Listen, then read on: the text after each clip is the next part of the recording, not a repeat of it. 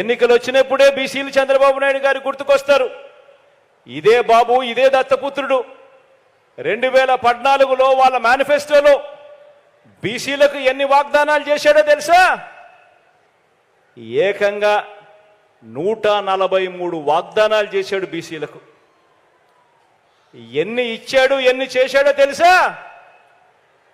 ఏకంగా ఒక పెద్ద సున్నా. ఆలోచన చేయమని అడుగుతా ఉన్నాను.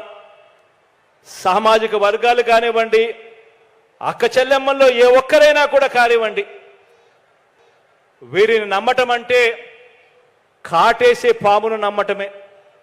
వీరిని నమ్మటం అంటే తినేసే పులిని ఇంటికి తెచ్చుకోవడమే అన్నది ప్రతి అక్క చెల్లెమ్మ కూడా ఆలోచన చేయమని కోరుతా ఉన్నా.